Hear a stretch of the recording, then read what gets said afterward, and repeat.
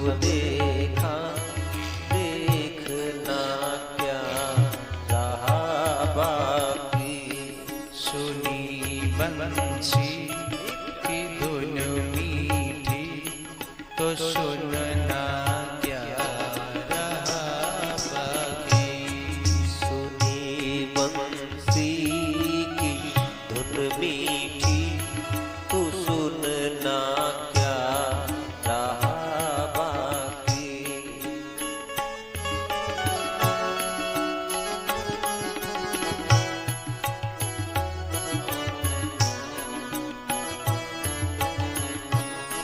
तू मेरा है, तू मेरा है, यहाँ कहते सभी ऐसा।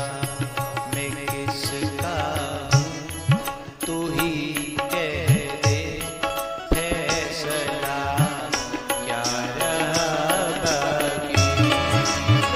किसका हूँ तू ही कह दे, फैसला क्या रहा बाकी।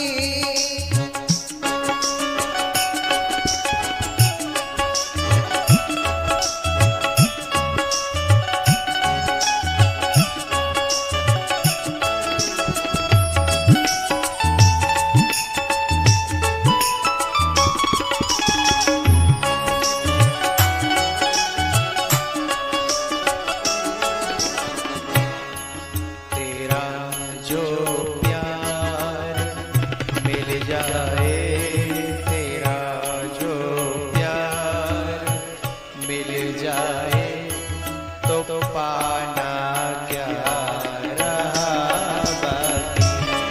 तेरा जो प्यार मिल जाए, तो पाना क्या रहा बाकी। तेरा जो प्यार मिल जाए, तो पाना क्या रहा। मैं अपने कान से तुझको पीऊं दिन रात भर भर कर। मैं अपने कान से तुझको पीऊं दिन रात भर भर कर। छका दे तू ये दिल मेरा, तो पीना क्या रहा बाकी।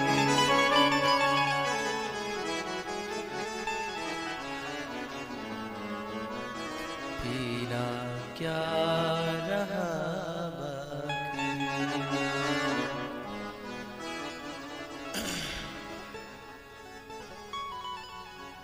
चलो बारात में चलें।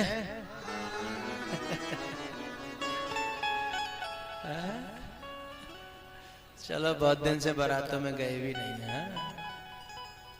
आज मेरे राम की शादी है। अद्भुत बारात है, अद्भुत बारात। भैया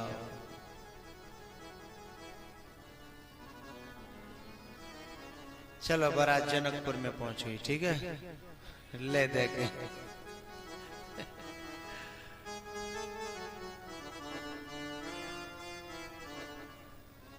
दूल्हा बन करके गए भरत जी। अच्छा,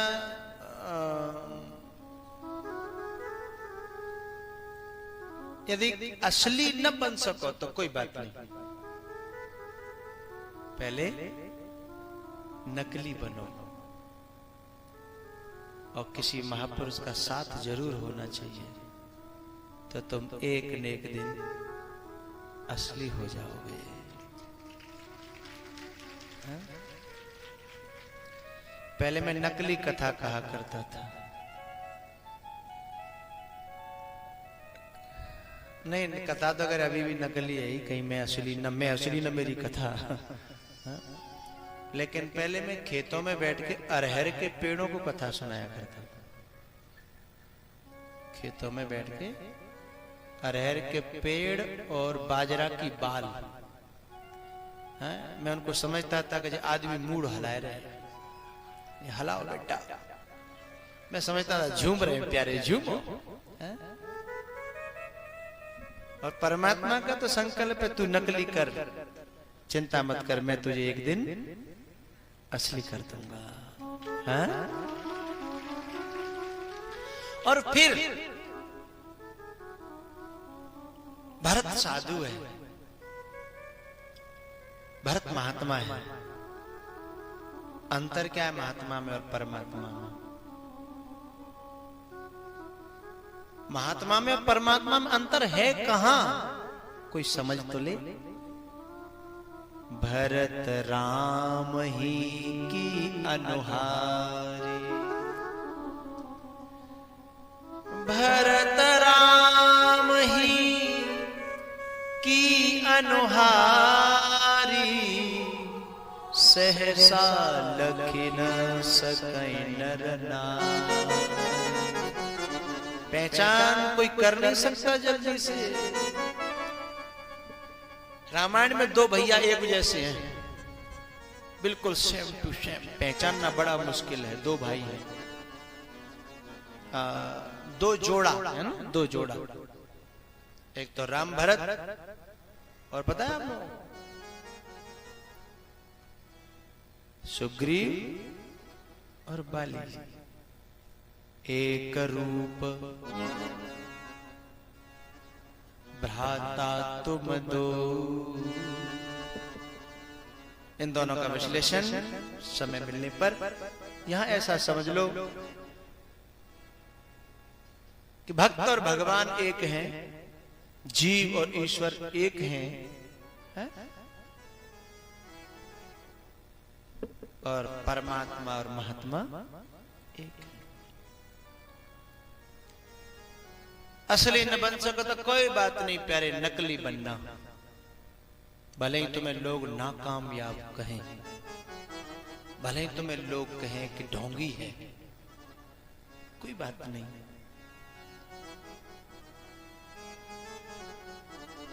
जब पहले हम ढोंग कर लेंगे तो किसी दिन ढोंग समझ में आ गया है, तो शायद हमें असली भी पता चलेगा। ढोंग भी नहीं कर सके और असली के लायक नहीं रहे हैं तो गए ना काम से। करत करत अभ्यास के जड़मति होत सुजान, रसरी आवत जात ते सिल पर परत निशान।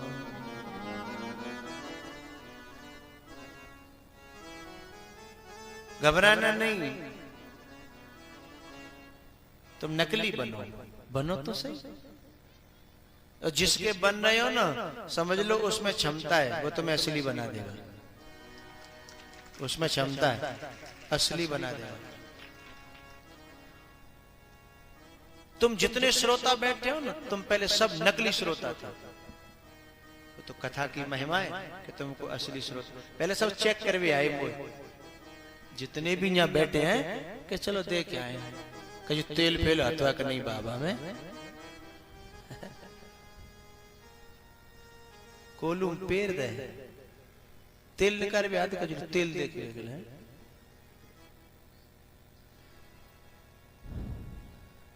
आहो में अगर दम है तो घर बैठे बुला लेंगे।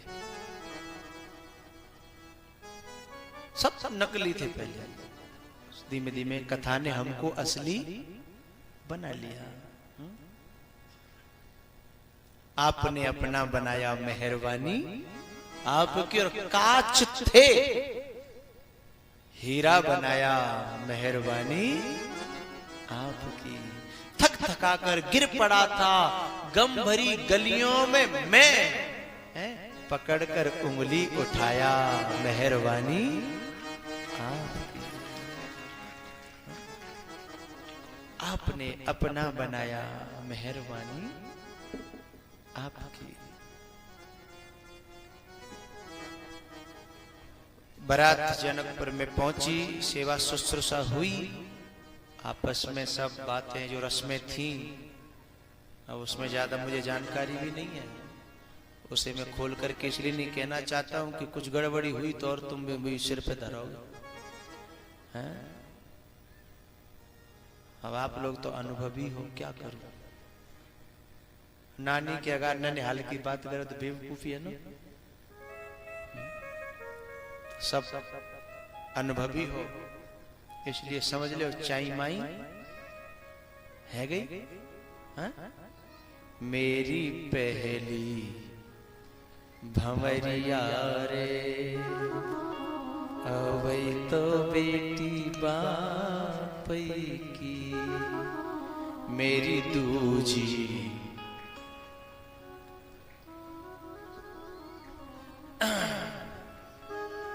आप सब चाहते हो ना भगवान से शादी हो जाए, है ना। मुझे श्याम सुंदर की दुल्हन बना दो। सदगुरु ने मेरी चर्चा चलाई, सत्संग में मेरी चर्चा चलाई, सतगुरु ने मेरी कीनी सगाई, उनको बुला के हथ लेवा करा दो। अरे मुझे अरे मुझे श्याम सुंदर दुल्हन बना दो, मुझे श्याम सुंदर की दुल्हन बना दो।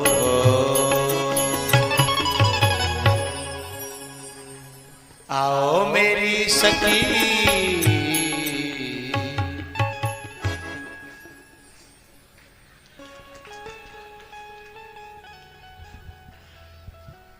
तो फिर क्या हुआ, मुझे श्याम सुंदर की दुल्हन, आओ मेरी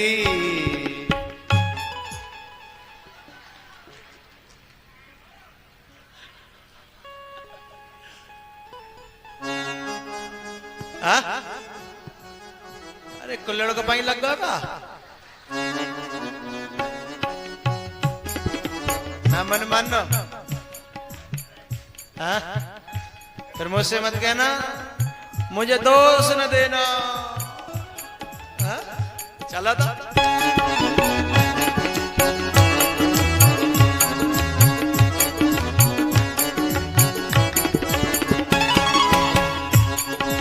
आओ मेरी सखी मुझे मेहंदी लगा दो, आओ मेरी सखी मुझे मेहंदी लगा दो, मेहंदी लगा दो मुझे ऐसी सजा दो, मेहंदी लगा दो मुझे ऐसी सजा दो, मेहंदी लगा दो मुझे ऐसी सजा। एक भाव आ रहा है, कहूं अरे मेहंदी लगा दो मुझे ऐसी सजा दो, मेरे पिया को भी ऐसी सजा दो। दोनों को सजाओ। श्याम सुंदर की दुल्हन बना दो, मुझे श्याम सुंदर की दुल्हन बना दो।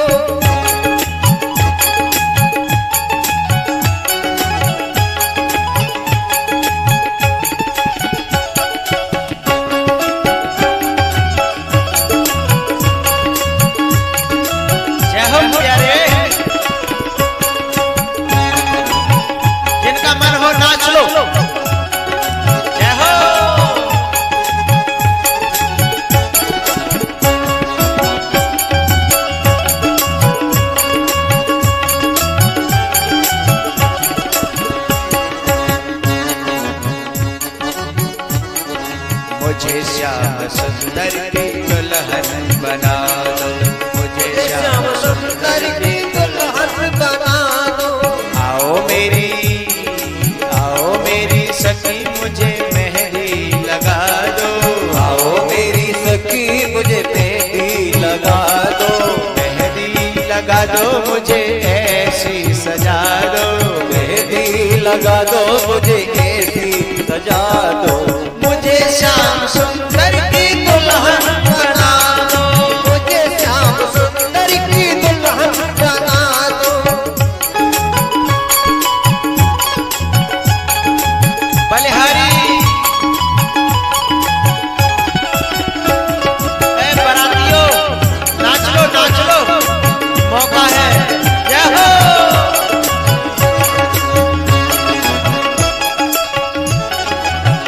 ए भाई मेरा मन कर रहा है नाचने का, नाच लूं? बैठे बैठे नाचो चलेगा।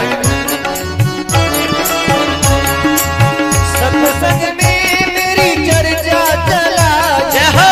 सत्संग में मेरी चर्चा चलाई, सदगुरु ने मेरी कीनी सदाई, सदगुरु ने मेरी कीनी सदाई।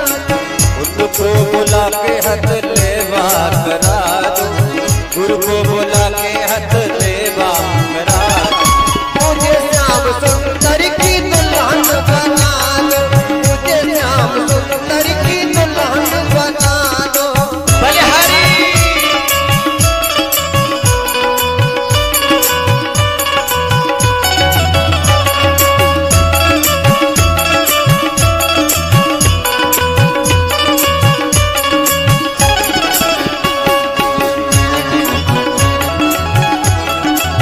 ऐसा करूं दूल्हा जो कबहू न रूठे, ऐसा करूं दूल्हा जो कबहू न रूठे, ऐसी पहनूं चूड़ी जो कबहू न टूटे, ऐसी पहनूं चूड़ी जो कबहू न टूटे, ऐसी पहनूं चूड़ी जो कबहू न टूटे। आज मेरी मोतियों से मांग भरा दो, आज मेरी मोतियों से मांग भरा दो। तुझे श्याम सुंदर की दुल्हन बना दो, तुझे श्याम सुंदर की दुल्हन बना दो। राम की बारात में देवों के देव महादेव आए, उनका मन नहीं माना और रूप बदल लिया और झूम झूम के नाचने लगे। जय हो।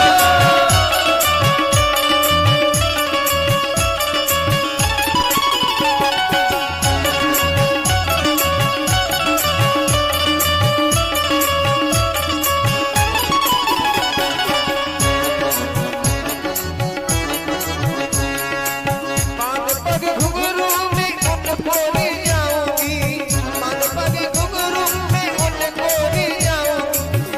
एक तारा में श्याम श्याम गाऊंगी,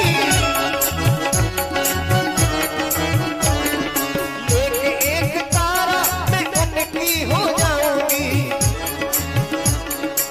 गुरु को बुला के टोली बेदा तो करा दो, गुरु को बुला के टोली बेदा तो करा दो। मुझे श्याम सुंदर की दुल्हन बना दो, मुझे श्याम जय सुंदर हो। बना दो, मुझे श्याम सुंदर की दुल्हन बना दो, मुझे श्याम सुंदर की दुल्हन बना दो।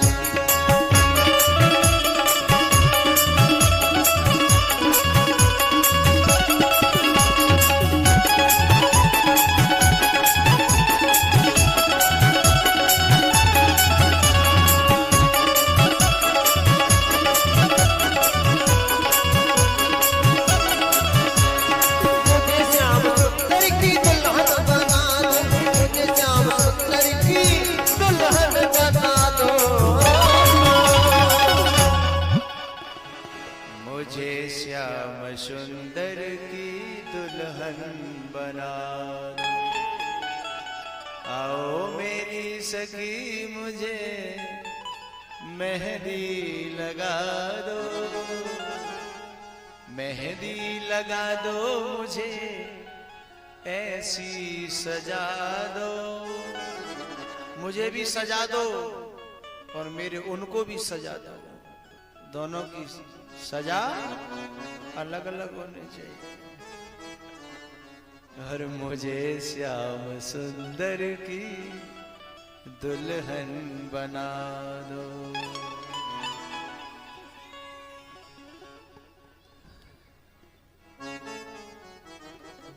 मुझे श्याम सुंदर की, बोलो जनक नंदिनी की, जोर से बोलो जनक किशोरी की। अपन जनकपुर में बैठे हुए इस समय, ठीक है? हाँ, जनक लाडली की। अच्छा, को लड़का पाई लग गो।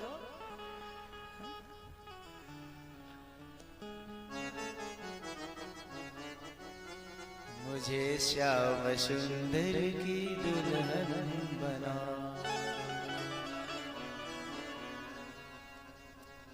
कितनी प्यारी बात है। सत्संग में मेरी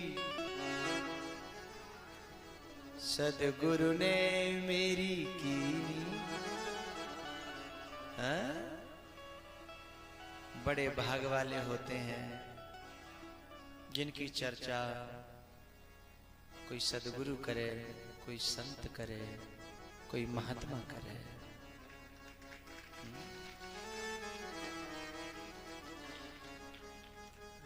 ये शादी विश्वामित्र जी ने कराई है। विश्वामित्र जी ने क्यों कराई, चलो बात चल गई तो उसका कारण भी कह दूं। विश्वामित्र जी जनक जी के यहाँ बहुत पहले से आते जाते थे। सीता जी जब बहुत छोटी थी, तो जैसे कोई संत घर पे आता है तो बड़े लोग थोड़ा डरते हैं, कोई अपराध न हो जाए, कोई ऐसा न हो जाए, तो कुछ काम के लिए, कुछ बात के लिए बच्चों को माध्यम बनाते हैं। कि ले गुरुजी को ये दिया या गुरुजी को ये पूछा, तो सीता जी को ये सेवा का अवसर मिलता था। तो सेवा के संस्कार पड़ गए तो सीता जी फिर खुद सेवा करने लगी। और इतनी सेवा, अच्छी सेवा कि विश्वामित्र के दिल को जीत लिया। सेवा से विश्वामित्र बड़े खुश थे। उन्होंने एक दिन कहा, छोटी सी सीता जी बोला, इधर आओ बेटा।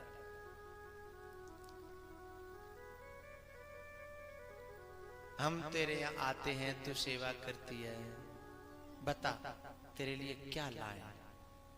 छोटी सी सीता जी, क्या लाए बेटा तेरे लिए, बता तू क्या ले लिया। सीता जी ने एक बात कही, छोटी सी सीता जी कहा, बाबा मेरे लिए क्या उचित है ये आपसे ज्यादा कौन जानता है। जो आप देना चाहो मेरे लिए योग्य हो, बोले आना है। जिम्मेदारी खत्म सीता जी की। और ढूंढ तो डोले विश्वामित्र, उनके लायक कहां मिले है?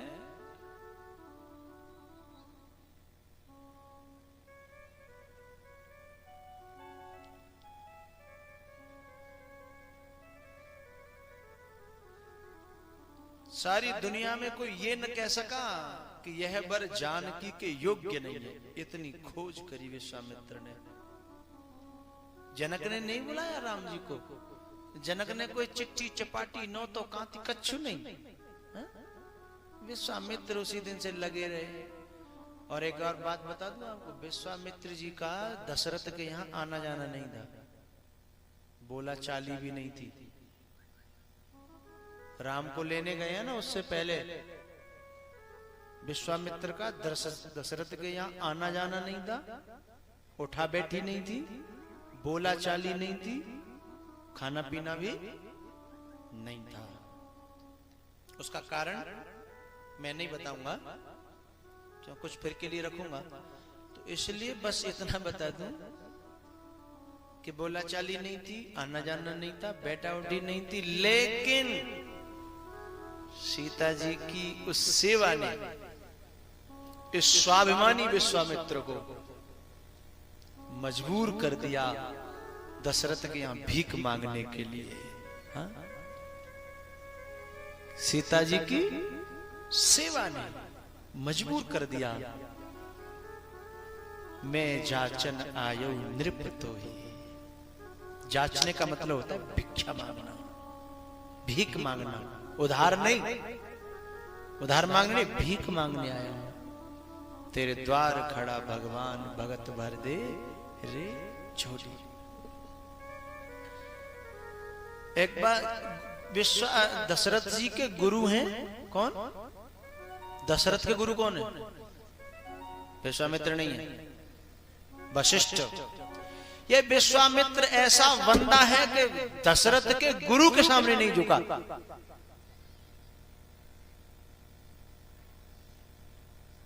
ठीक है,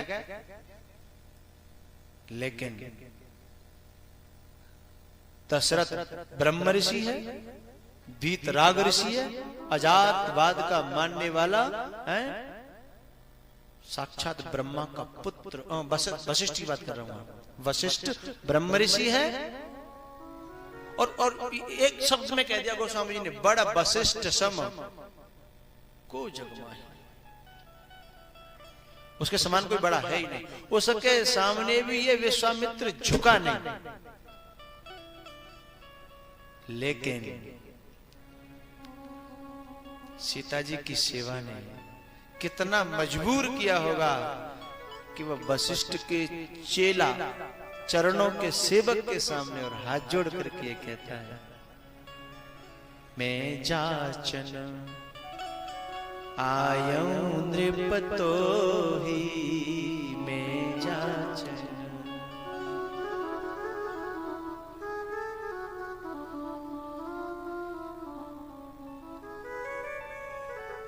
विश्वामित्र जी जानकी की उस छोटेपन की मांग को पूरा करने के लिए भ्रमण करते रहे। आज ला करके जब फेरे पड़ रहे थे तब विश्वामित्र जी को देख देख करके, याद कर करके, सोच सोच करके जानकी जी की आंखों में आंसू भर रहे थे।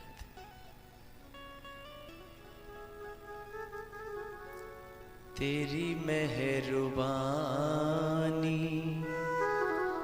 का बोझ इतना, जिसे मैं उठाने के काबिल नहीं हूं। तेरी मेहरबानी का बोझ इतना, जिसे मेरा बाप न ला करके दे सका, जिसे मेरे परिजन न ला करके दे सके, जिसे मेरे संबंधी न दे सके, हैं? उसे तू लेके आया। जब तुझे इन संसार की रीति रिवाजों से कोई लेना देना, मेरी खातिर तूने ये सब किया।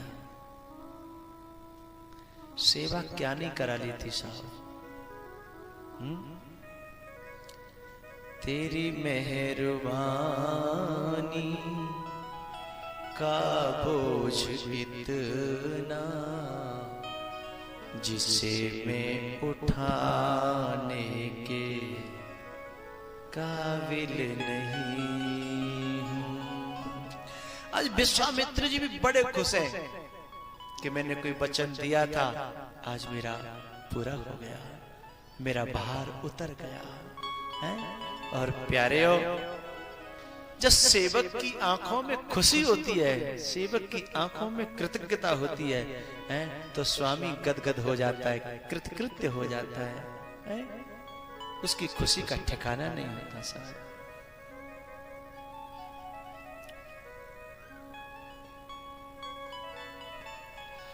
भैया विश्वामित्र जी महाराज बहुत खुश हैं आज।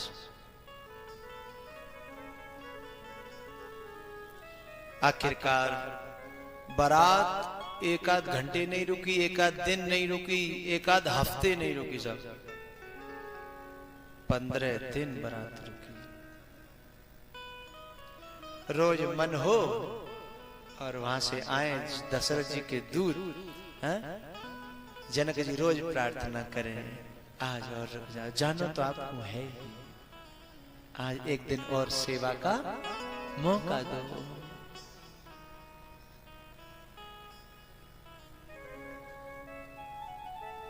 सब जनकपुर वासी बस ये कहते हैं, एक दिन और, एक दिन और, एक दिन और। अभी मैंने जी भर के देखा नहीं है।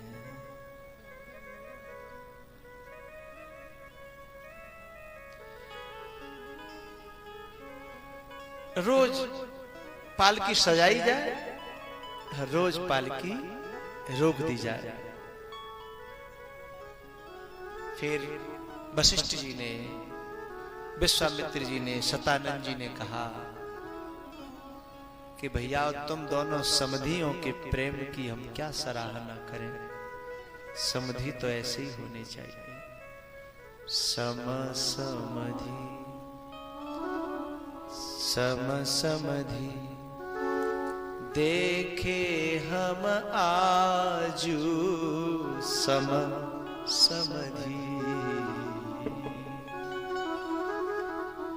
देखे हम आजू समधि। क्योंकि एक की झोली में भगवान है और एक की झोली में भक्ति है। हा? जिसकी झोली में भगवान था उसने अपना भगवान दे दिया, और जिसकी झोली में भक्ति थी उसने अपनी भक्ति दे दी। दोनों को दोनों मिल गए। यही तो समधि पना है। मैं तुझ पे कुर्बान हूं और तू मुझ पे कुर्बान है। को बड़ छोट कहत अपराध। वैसे आपको बुरा ना लगे तो एक बात कह दूं, बड़ा बेटी का बाप होता है, कोई माने या न माने। आपकी परंपराएं मानो अच्छी बात है, लेकिन मैं आपसे यदि कहूं तो बड़ा बेटी का बाप होता है।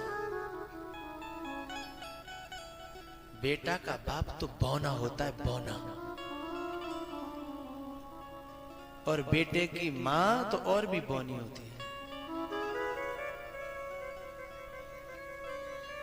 बेटा उसको नहीं कहूंगा। बामन भगवान क्यों बामन बौने बन करके गए? क्योंकि वो मांगने जा रहे हैं। कोई मुंह से मांगे न मांगे, इनडायरेक्टली मांग लेता है। हा? मांग मन में बैठी है तो बौनापन आ ही जाएगा। क्योंकि मांगन से मरना भला, मत मांगो कोई भीख। वो इसलिए और बड़ा होता है, इतना सब कुछ देने के बाद में भी हाथ जोड़ करके खड़ा रहता है, और अपनी बेटी को समर्पित करता है, अपनी संपत्ति को समर्पित करता है, और अपने अहम को भी समर्पित कर देता है। इसलिए बेटी का बाप बड़ा होता है।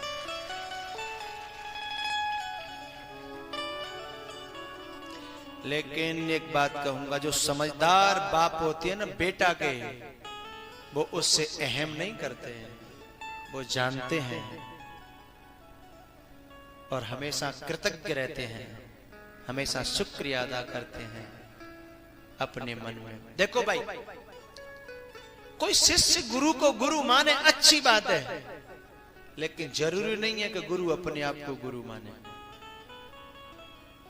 जरूरी नहीं है कि गुरु अपने आप को गुरु माने। शिष्य माने अच्छी बात है, शिष्य को मानना भी चाहिए, मानने से ही कुछ प्राप्त होगा।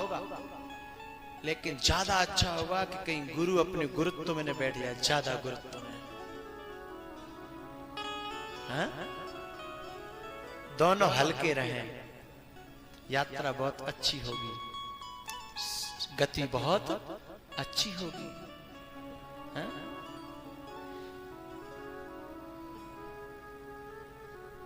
जब मुनियों के आश्रम में भगवान राम जाते हैं ना, राम तो गिर पड़ते हैं चरणों में कि ये ऋषि हैं, संत हैं, महात्मा हैं, ये मेरे गुरु हैं। और ऋषि चरणों की तरफ भागते हैं कि ये हमारा परमात्मा है। राम और मुनि, ऐसे ही समधियों को होना चाहिए साहब। बेटा वाले को हमेशा समझना चाहिए कि इसने मुझे लक्ष्मी दी है, मुझे दौलत दी है, मुझे जाने क्या क्या दिया है। रात मेरे गुरुजी बोल रहे थे कि बेटा को मैं एक शब्द देना चाहता हूं। बेटा नहीं होते आजकल, लड़के होते हैं, लड़के। क्या? लड़के हक मांगते हैं, लड़के हैं? बाप का नाम कटवा देते हैं, लड़के हैं? बापों को जेलों में डाल देते हैं, लड़के हैं? बापों की कत्ल तक कर देते हैं, लड़के। समझ रहे हो? लड़के, हाँ। बाप की गर्दन पर छुरी रख देते हैं, लड़के। क्या क्या कहूं मैं आपको। कहीं आपने ऐसा सुना कि बेटी ने बाप की हत्या कर दी? मैंने आज तक नहीं सुना। आपने कहीं सुना? नहीं सुना होगा, मुझे विश्वास है ऐसा नहीं सुना होगा। इतने तो मैं कितने केस बता दूं कि बेटा ने बाप की हत्या कर दी।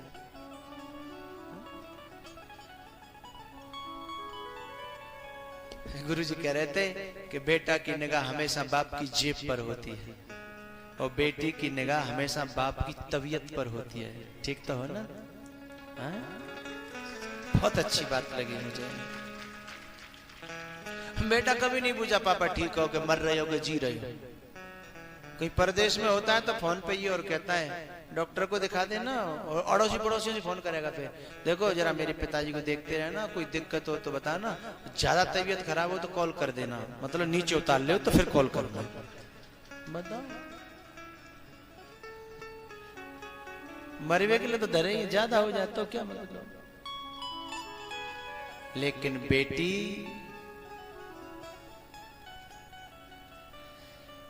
बेटी जानती है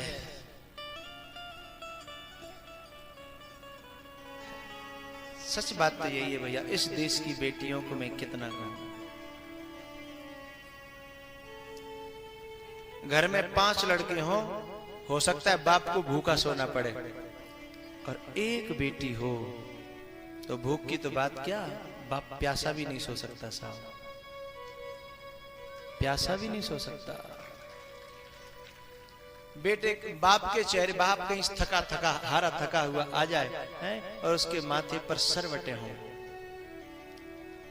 तो बेटी उसको जब तक खुश न कर देगी तब तक वो चैन से बैठेगी नहीं घर में।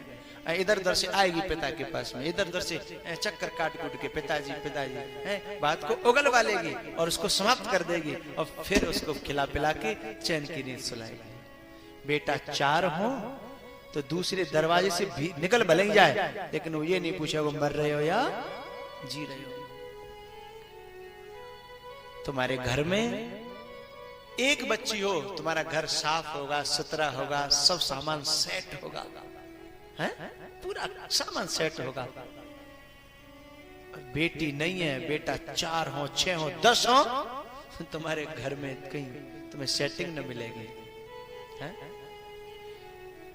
भूल से कभी कभी बेटी विदा हो जाती है ना तो बाप के जवान पर वो नाम रह जाता है और वो जैसे नाम पुकारते हैं वो बेटी विदा हो जाती है, क्योंकि उन्हें पता है कि मैं जो मांगूंगा मेरी बेटी को पता है कहां रखा होगा, तुरंत मुझे ला के दे देगी। और उसने आवाज लगाई, बेटी विदा हो चुकी है, तो घंटों ढूंढने से वो सामान नहीं मिलता है जिसकी उसे जरूरत है, घंटों नहीं मिलता। नाराज होता है, फिर होता रहे, खींच के ये और कहता है कि मैंने क्या रखा था, मुझे क्या पता। ये लड़के हैं और ये बेटियां हैं। हाँ? मैं तो अपना अनुभव आपको बताऊं, किसी बेटा ने आज तक ये नहीं मुझसे पूछा कि ऐसा कोई उपाय बताओ कि मेरो बाप मेरो ठीक रहे, मेरो बाप को मैं ऐसा का करूं है। लेकिन बेटी हमेशा जब भी पूछती है मेरी माँ के लिए कोई उपाय बताओ, मेरे पिता के लिए कोई उपाय बताओ, ससुराल में जाकर के भी ये उपाय पूछते कि मेरे पापा को ये परेशानी है, मेरी माँ को ये परेशानी है। बेटा ने तो मुझे आज तक नहीं पूछा साहब। और मैं उनको तो बहुत बड़भागी मानता हूं इस दुनिया में जिनकी बहुएं बेटी की तरह अपने माँ बाप का, अपने सास ससुर का ख्याल रखती हूं। दोनों तरफ से बड़भागी है वे।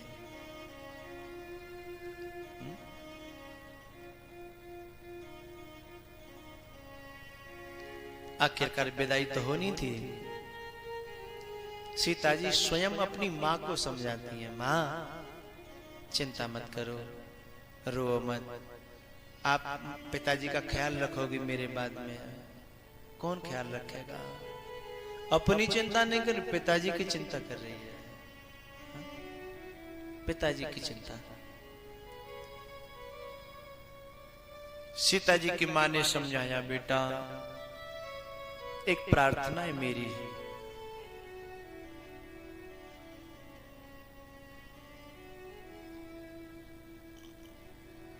तू जहां जा रही है ना, वहां से कभी कोई आए और उसने ये कह दिया कि तुम्हारी बेटी का व्यवहार ठीक नहीं है, तो समझ लेना तेरी मां मर चुकी है। क्योंकि वो ताना गोली से कम नहीं होगा। सीता जी ने कहा, मां मेरी अर्थी तो आ सकती है, लेकिन यदि मैं तेरी गोद में पली हूं, तेरी संतान हूं, तो मेरी अर्थी भले ही आ जाए, लेकिन मेरी शिकायत तेरे कानों तक कभी आएगी नहीं साहब। ये भारत की बेटियों की एक छोटी सी झांकी मैंने बताई आपको। मैं गुड़िया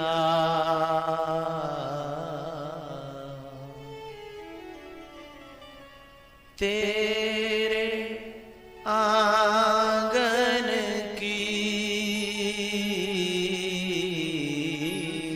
मैं गुड़िया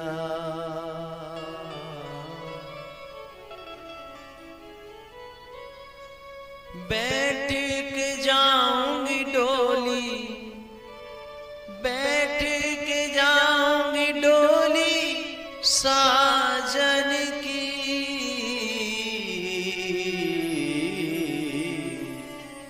मैं बिटिया मैं चिड़िया। बेटियां तीन चीजें संग लेके आती हैं मेरे श्रोताओं, तीन चीजें संग लेके आती हैं, शक्ति, लक्ष्मी और खुशियां।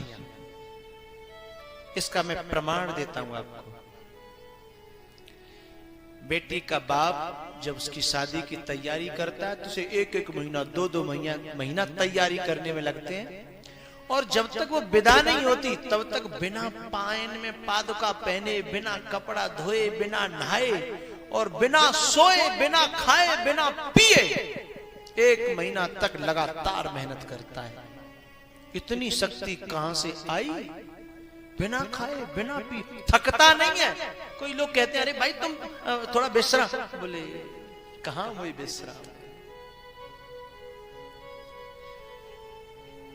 लेकिन मैं आपसे एक प्रश्न करूं, यदि उसमें इतनी शक्ति, इतनी ताकत है, इतनी क्षमताएं हैं, तो जब बाकी डोली विदा हो जाती है, उसके बाद जब वो चारपाई पर गिर जाता है, रूमाल बांध करके अपने मुंह से स्वाफी बांध करके, फिर उससे कोई कहे कि न थोड़ा सा टेंट वारो आयो है, बाको न के हिसाब करना है, तो मुंह नहीं उहाड़ता है, वो अंदर से कहता है कि उसे 2 दिन बाद के लिए कह देना, प्लीज प्लीज, अब मुझसे कोई बोले ना। कहां गई वो शक्ति, कहां गई वो क्षमता? क्योंकि जो लाई थी उसके साथ गई है? लक्ष्मी जब तक बेटी घर दरवाजे पर बैठी है, घर में बैठी है, जेब खाली होगी नहीं। चाहे कोई भले ही उधार दे जाए, बिना ब्याज के दे जाए, चाहे रख जाए, कुछ भी कर जाए, तुम्हारी जेब खाली होगी नहीं साहब। और वो जब चली जाए, उसके बाद कोई कहे कि थोड़ा सा काम आए पर खर्चा पानी उनको, तो कहता है बेटी को ब्याह करो भैया, बेटी को ब्याह करो। और रही बात खुशियों की, जब तक वो घर में रहती है तो कितनी रोल चोल, कितनी खुशियां, नाचना गाना है, क्या रोल चोल है, घर बैकुंठ बन जाता है साहब है? और एक बात आपको कंफर्म बता रहा हूं, आप स्वयं अनुभवी हो, केवल वो बेटी विदा हो जाती है और तो सब रिश्तेदार वही है, नातेदार वही है, पूरा परिवार वही है, सब तो नहीं चले गए, एक बेटी गई है केवल। फिर उसी आंगन को देखो तुम, उसके कमरे को देखो, उसकी गलियों को देखो, उसके कपड़ों को देखो, कहां गई वो खुशियां जो हंसाती थी, जो आंगन की जो खुशहाली वही रुलाती है। उसका कमरा आज वही रुलाने वाला बन गया, उसका बेडरूम, उसकी किताबें, क्योंकि वो वस्तुओं में खुशियां नहीं है, जिसके पास खुशियां थी वो लेके चली गई। अरे मैं यहां तक कहूं आपको कि जो भैया दिनों रात लड़ता था, दिनों रात एक मिनट बनती नहीं थी,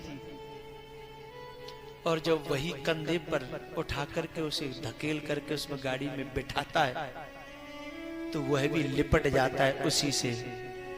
किसी ने पूछा कि तुम तो बहुत लड़ते थे, तुम्हारी तो एक मिनट नहीं बनती थी। फिर उसने कहा लड़ते जरूर थे, लेकिन ये रोटी मुझे यही देती थी, मेरे कपड़े यही धोती थी, मुझे पहले से आके बोलती थी और सॉरी कर लेती थी। मैंने तो कभी अपना सिर नहीं झुकाया है। जो दिनों रात लड़ता था, मेरे देश की बेटियों में जो प्रेम है ना, इन बच्चियों में जो प्रेम है ना, जो खुशियां हैं, शायद दुनिया में कहीं मिले तुम्हें। हाँ?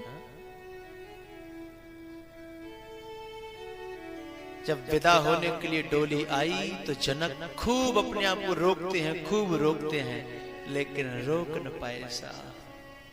वो सीता का बचपन घुमड़ पड़ा उनके हृदय में कि मैंने कंधे पर खिलाया, मेरे आंगन में नाचती थी, मेरे आंगन में नाचती थी, छोटी सी। पूरा उसका अतीत वर्ग के बार बार जबरदस्ती आता है, जितना भुलाना चाहा तुम उतना याद आया।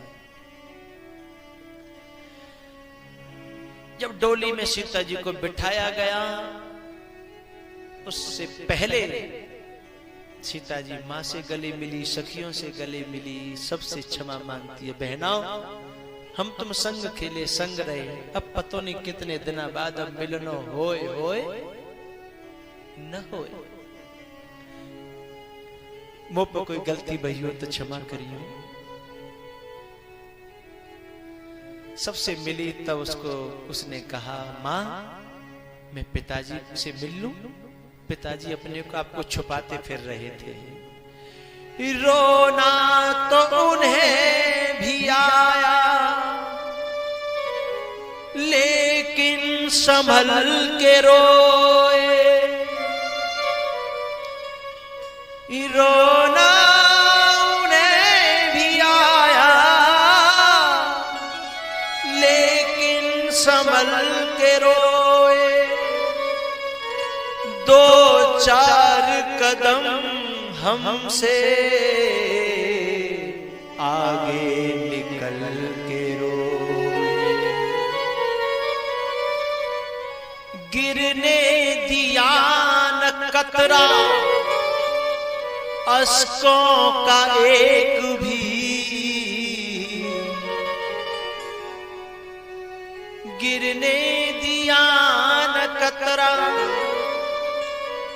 अश्कों का एक भी। महफिल में आज वो भी ऐसे मचल के रोए। लेकिन रोकते रहे, लेकिन सीता जी जब जाके एकदम गले से लिपट पड़ी, फिर तो धैर्य का बांध टूट गया। मिटी महा मर्याद ज्ञान की। फिर जनक ने कहा, कोई नादान कहे तो कहे, कोई अज्ञानी कहे तो कहे, और वो फूट के रो पड़े थे, आंसू रोक न पाए। लोगों ने कहा तुम तो ज्ञानी हो। बोले अपने अज्ञान को अपने पास रखो, मैं ज्ञानी मानी बनना नहीं चाहता, मुझे अब रोने नहीं दो, मुझे रोने से तो कम न रोको। जनक जी ने बस इतना कहा, बेटा आज से इस देहरी की रीति रिवाज परंपराएं जितनी भी हैं यही छोड़ देना। कभी भी वहां कोई बात कही जाए तो ये मत कहना कि मेरे मायके में तो ऐसे होता था। नहीं, तेरे मायके में जो होता था वो यही छोड़ दे, अब सिर्फ वही करना।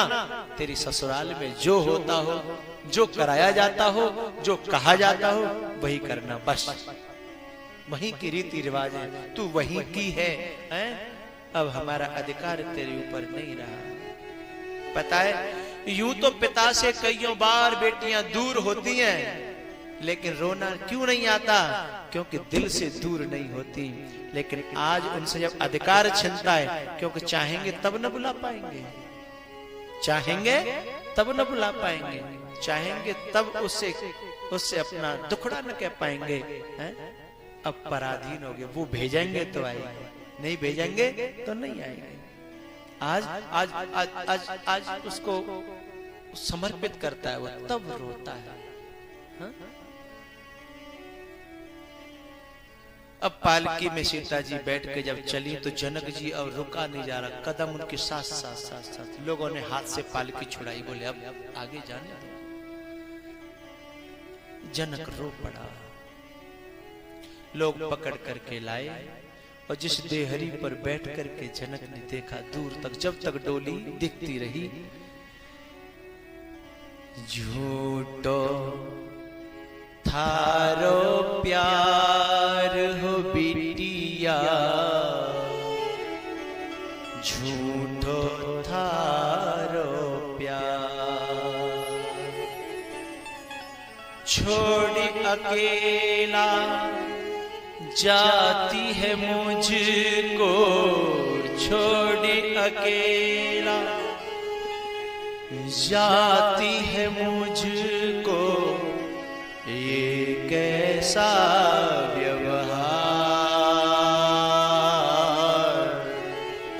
झूठो तारो प्यार, झूठो तारो प्यार, झूठो तारो प्यार हो बेटा, झूठो तारो प्यार। कौन मुझे अब भोजन देगा, कौन मुझे अब बिस्तर देगा, ओ मेरी आशा के नूर, ओ मेरी ममता के सूर, छोड़ अकेला जाती है मुझको, छोड़ अकेला जाती है मुझको, ये कैसा व्यवहार, झूठो तेरो प्यार ओ बिटिया, झूठो तेरो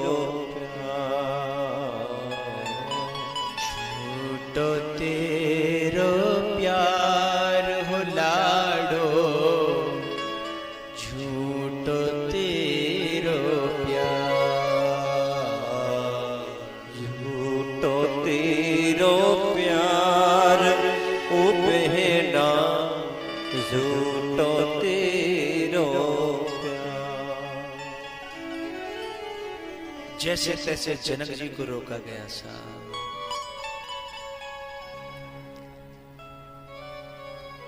जिस समय बेटी पैदा होती है ना, तब उससे प्रेम नहीं होता, लेकिन उसकी सेवा, उसकी शीलता, उनका स्वभाव प्रेम प्रकट कर देता है, पैदा कर देता है समाज के हृदय में, परिवार के हृदय में। जब बात चल गई है तो इतनी प्रार्थना और करूंगा कि जब बच्ची के लिए, बच्ची को जब तुम कहीं सौंपना चाहते हो तो मेरा निवेदन है, घर मत देखना, बर देखना, बर। हम लोग घर देखते हैं प्यारे, बड़ी बड़ी बिल्डिंगें, बड़े बड़े कंगूरे, बड़ी बड़ी हवेलियां आप देख करके अपनी बेटी को डाल आए तो शायद मुझे लगता है कि तुमने अपनी बेटी की जेल करी है। गाड़ी है, घोड़ा है, मकान है, प्लॉट है, जमीन है, जिस घर में प्यार न हो तो मुझे बताओ क्या है? सदा ऊंचे कंगूरों से मोहब्बत दूर रहती है,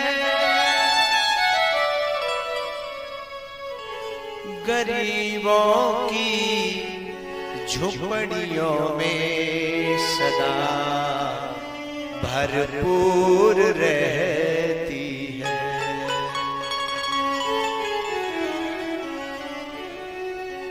ऐसे ऐसे घर आपने देखे होंगे, ऐसे ऐसे घर आपने देखे होंगे जिन घरों में भले ही खाने को नहीं है पर इतना प्यार है, माँ बाप में, बेटा में, बेटी में, आपस में इतना प्यार है, क्या कहा जाए।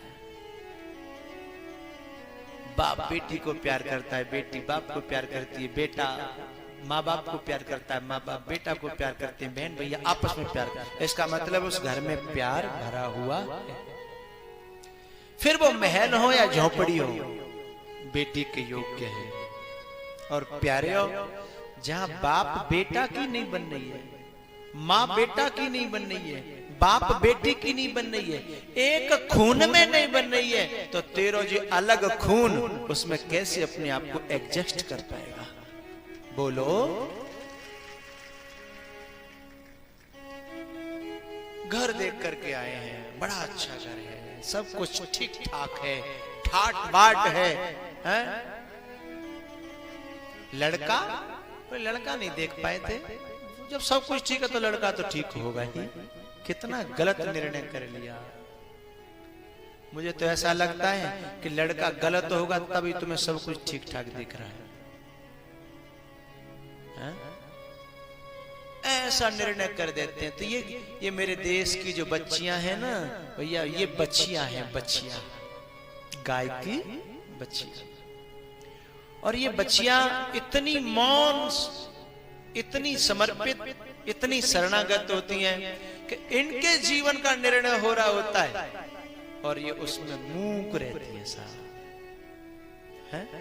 अच्छा मुझे एक बात बताओ, जो बच्चा तुम्हारा बोलने लायक हो जाए उसकी ज्यादा परवाह करोगे कि जो मौन है उसकी ज्यादा परवाह करोगे? बोलो। जो मौन है? तुम्हारा जो लड़का है ना वो बोलने वाला है और तुम्हारी जो बेटी है ना वो मूक प्राणी है।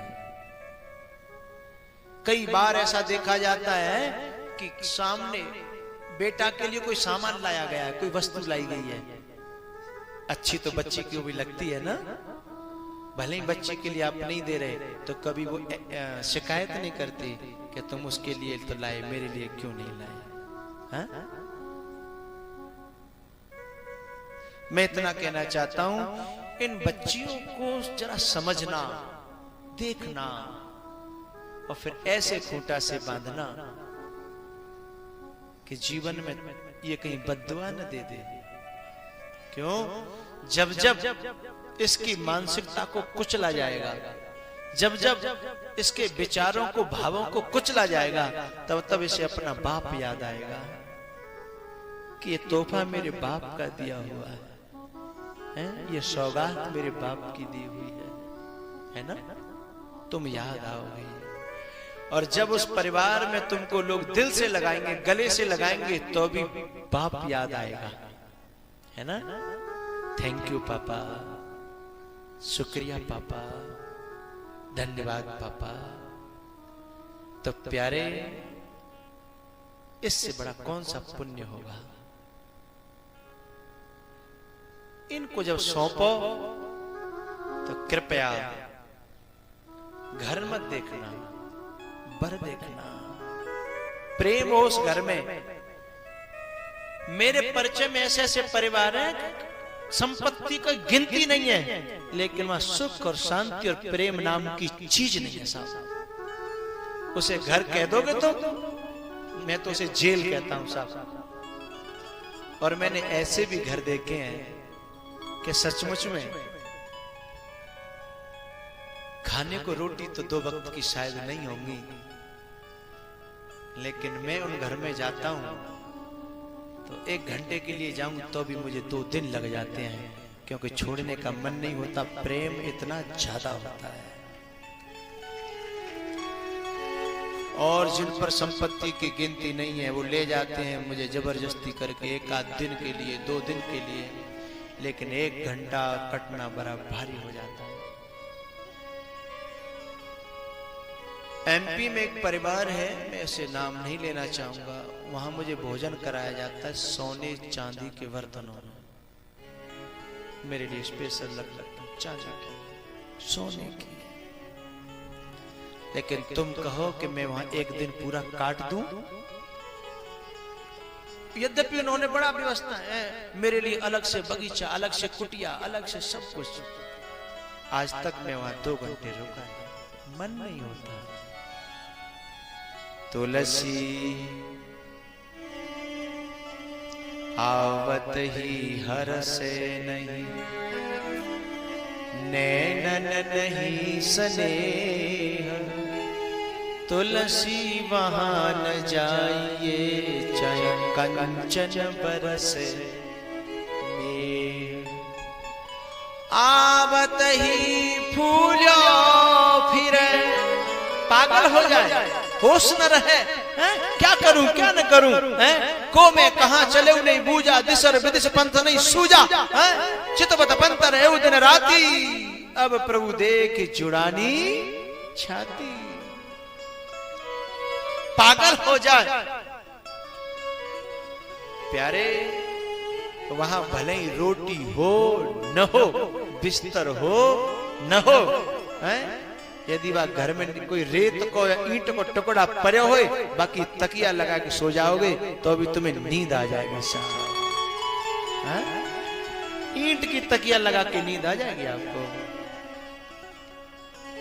आवत ही भूलो फिर, जात ही दीजे रोए, तुलसी ऐसे मीत घर, भूख जइयो सो।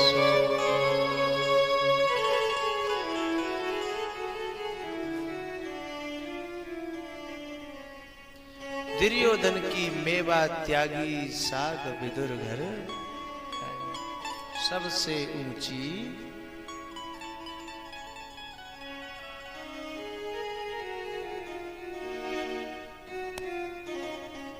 ओ सबसे प्रेम सगाई, सबसे ऊंची प्रेम सगाई। बुरा मत मानना, एक शब्द मेरे मुख से निकलने जा रहा है। सबसे नीची दाम सगाई, सबसे नीची दाम सगाई, सबसे नीची दाम सगाई, सबसे ऊंची प्रेम सगाई, सबसे ऊंची प्रेम सगाई। दुर्योधन की मेवा त्यागी, दुर्योधन की मेवा त्यागी, साग विदुर घर खाई,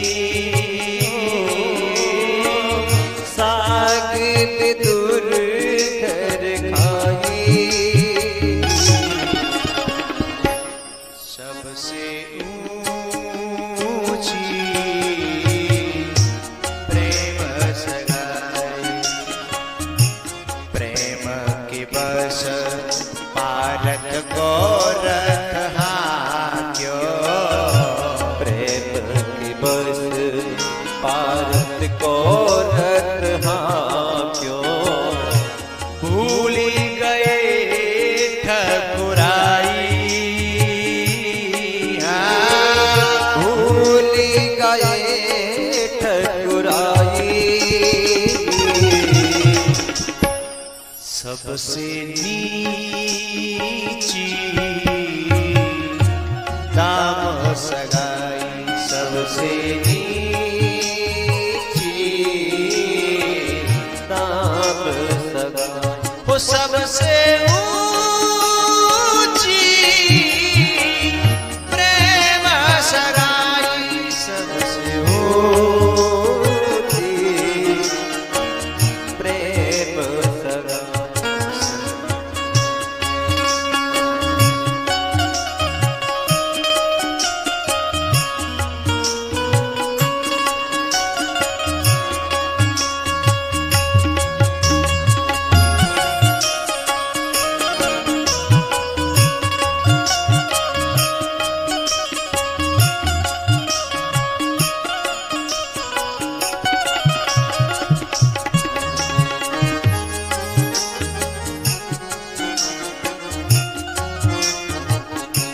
वो सबसे ऊंची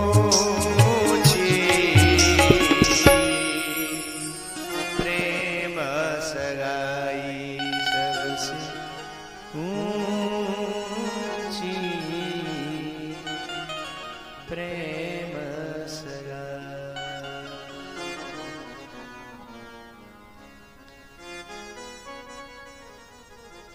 मैं आपकी आंखों को गीली करके भेजना नहीं चाहता हूं, समय तो आपका हो गया है। तो तीन चीज संग लेके गई है ना, अब अयोध्या का दर्शन कर लो 2 मिनट। वहां खुशियों का पार नहीं है साहब, खुशियां लेके आई है, संपत्ति का पार नहीं है और शक्ति का पार नहीं। शक्ति को तो आप देखते ही हो, जब कहो कि बहू आती है तो बाकी सास भले ही मरी मराई परी हुए,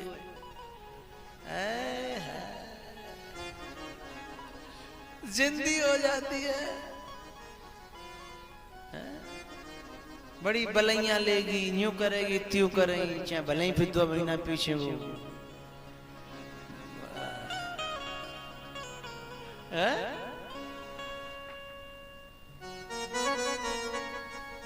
ब्याह होके आता है तो माता है मुझसे बहुत बड़ाई करेंगे अपनी बहू की। बस मैं भीतर ही भीतर कहता रहूं रुक जाए, 2 महीना रुक जाए, फिर बाद में आऊंगा। आते ही तो बड़ाइयों का पार नहीं, पुल बांध देंगे और पता है नहीं है? क्या होने वाला है?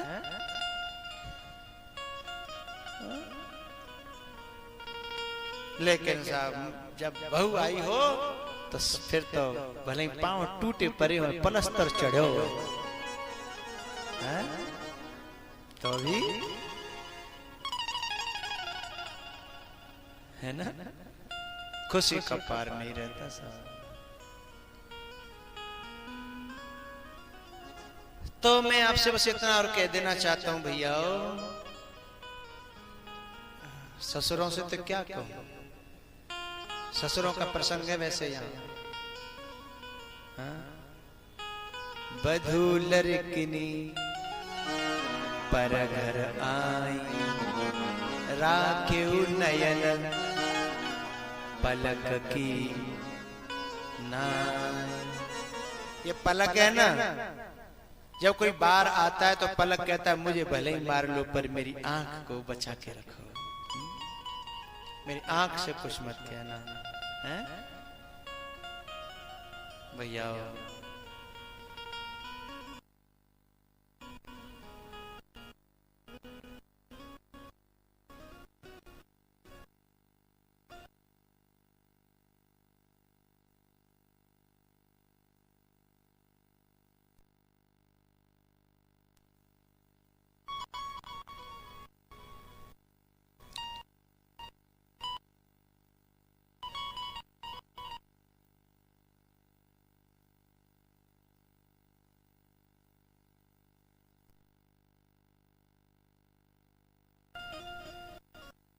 तो बहुत शास्त्र शास्त्र वेदों ने कहा है ना। इतनी प्रार्थना करूंगा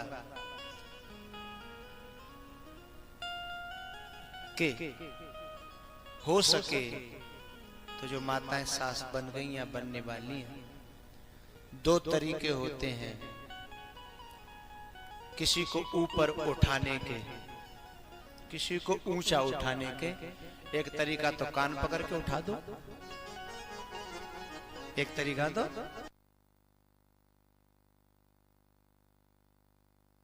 एक तरीका है कि पौधे की जड़ों को प्रेम के जल से सींचो, हैं तो पौधा अपने आप ऊपर उठेगा, बढ़ता चला जाएगा, तो इतना बड़ा हो जाएगा कि तुमको शीतल छाया प्रदान कर देगा। खींचो मत तो सींचो। माताओं से ही मेरी प्रार्थना यह है कि वे जमाने गए, इतना और कह दूं, वे जमाने।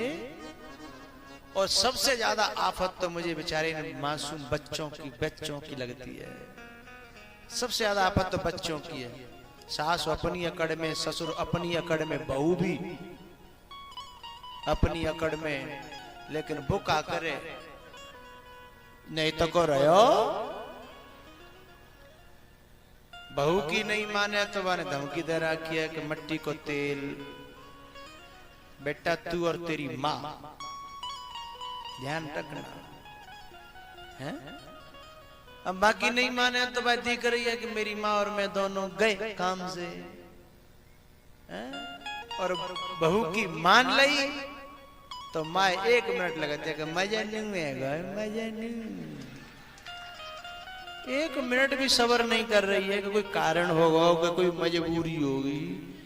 कि मैंने जाए 20 साल अपनी गोद में खिलाया राखो है, मेरा असर तो जा पे होगा, ऊपर मौत तो बड़ी कोई परिस्थिति आ गई होगी, तब बेचारा ऐसा कर रहा। नहीं पूत कपूत जल्दी से होता नहीं है साहब, हैं? माओ को समझना चाहिए कि तू तो, तेरे तो दिल का टुकड़ा है, तू तो उसे समझ। जब माँ भी नहीं समझती है तो बेचारा फिर कभी मेरे पास आके, मैं तो अनुभवी नहीं, लेकिन मेरे पास आके ऐसी सूचनाएं आ जाती हैं, लोग आके अनुभव दे जाते हैं अपने अपने फ्री में।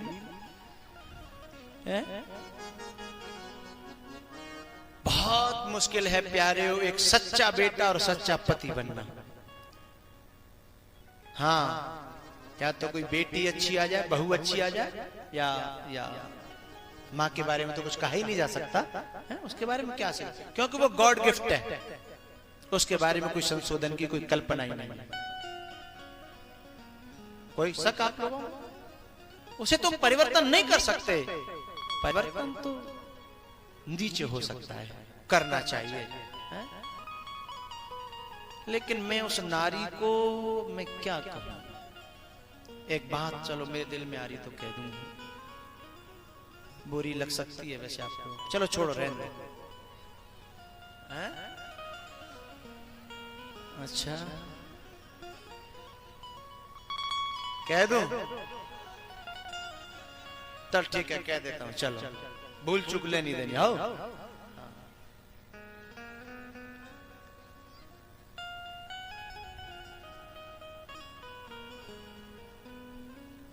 पति पत्नी दोनों के एक बात कह रहा हूं,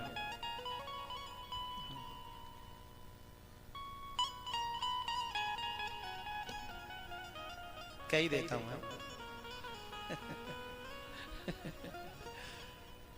वैसे मैं बिना प्रमाण के तो कहूंगा नहीं, मेरे पास प्रमाण हो तभी कहूंगा। यदि, पहले पति को कह रहा हूं, यदि तुम्हें देखता हो कि तुम्हारी सहगामिनी जो जीवन की राह पर चलने वाली है, यदि वो काली का रूप धारण करने की कोशिश कर रही है, तो दशरथ पांव पकड़ता है कैकेयी के। दशरथ पांव पकड़ता है, हो सके तो तुम मुझे थोड़ा सा जीवन दान दे दो, मैं तुम्हें अपने सभी एहसास देना चाहता हूं। ऐसा मौका भी आए तो अपनी बुराई मत मानना, दोष नहीं है प्यारे हो, बचा लेना अपने परिवार को, अपने खानदान को, अपने वंश को, अपने धर्म को। बच जाए तो कोई दिक्कत नहीं, क्योंकि शंकर भगवान भी चरणों में लेट गए तब संसार बच पाया, नहीं तो काली खा जाती। संसार का पति, आप गलती हो तो क्षमा करिएगा, बस इतनी, कोई संसार बचता हो अच्छी बात है। तुम तो मैं कह रहा हूं पति की बात कर रहा हूं। मैंने तो एक जगह ससुर को देखा था अपनी पगड़ी उतार करके अपनी बहू के चरणों में रखते हुए देखा। बचा लिया खानदान, बचा लिया धर्म, बच गई इज्जत, बच गया सब कुछ।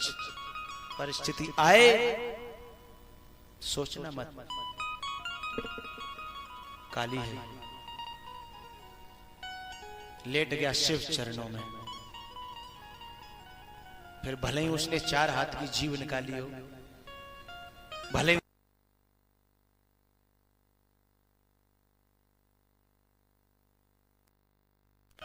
लेकिन एक बार लेटा तो दिया ना, ठीक है। अब दूसरी बात कहना चाहता हूं। ऐसे मुझे इन धर्मों के ग्रस्तों के बारे में ज्यादा नहीं कहना चाहिए, लेकिन फिर भी आप लोग चाहते हो तो मैं कह देता हूं। उन देवियों को, उन धर्म पत्नियों को मैं एक शब्द कहना चाहता हूं,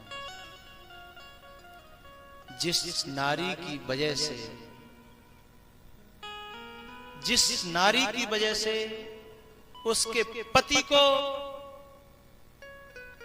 यदि समाज के शब्द सुनने पड़े, माँ बाप के शब्द सुनने पड़े, जिस नारी की वजह से जिसके पति को सिर झुकाना पड़े, जिस पति को शर्म ना पड़े, जिस पति को लजाना पड़े, उसे नारी कहने में मुझे शर्म आती है। बस इतना ही कहना है।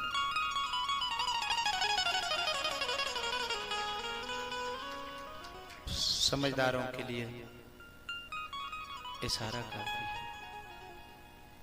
जो सेवक साहिब संकोची,